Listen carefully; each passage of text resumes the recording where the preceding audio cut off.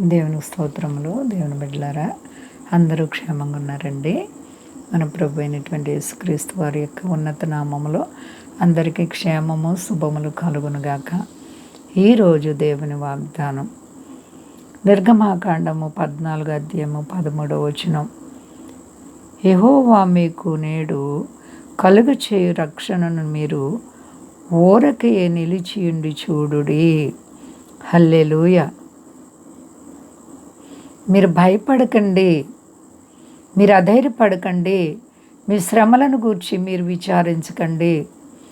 ముందు చూస్తే సముద్రం, వెనుక చూస్తే శత్రు సమూహం.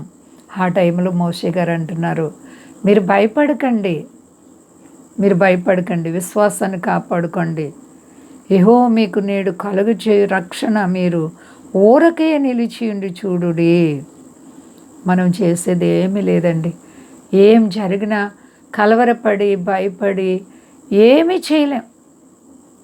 కానీ మానవ మాత్రం ఏదేను తోటలో ఆదామవ్వలకు వచ్చిన ఆ భయం నేటికి మనకు ఉండొచ్చు. కానీ పరిపూర్ణమైనటువంటి భక్తి భయాన్ని వెళ్ళగొడుతుందంట. కాబట్టి పరిపూర్ణమైన భక్తి కలిగి భయపడకుండా నిరీక్షణతో మన అంతరాత్మలను క్రీస్తు వారితో ఎత్తుకొని భక్తి విశ్వాసం కలిగి మనం ధైర్యం కలిగి ఉంటే మనకి ఎలాంటి కీడు ఎదురుపడినా ఆయన గొప్ప రక్షణ మనం చూస్తాం. నిజంగా మరి శత్రువుల చేతికి ఇశ్రాయేలుని దేవుడు అప్పగించలేదు. సముద్రం ముందుంది. అయ్యో ఎలాగనే భయపడే లోపే మోషే గారితో దేవుడు నీ కర్ర సముద్రంపై ఎత్తు అన్నప్పుడు వెంటనే పాయలుగా విడిపోయింది. అద్భుతంగా చివరికి వెళ్ళిపోయారు. ఆరిన నేల మీద నడిచారు. మనం ఊరకే నిలిచి ఉండాలి. ప్రార్థనే మన ఆయుధం. శ్రమలు వచ్చినప్పుడు మనం ప్రార్థించాలి. కృంగిపోయి మనం ఏమీ చేయలేమండి. విశ్వాస నావలో అనేక అలలు మరి ఆ నావలోకి వస్తాయి. ప్రభువైన యేసుక్రీస్తు వారు ఉన్న నావలో కంట అలలు ఆ నావలో నిండిపోతున్నాయంట. అలా వస్తూ ఉంటాయి శోధనలు.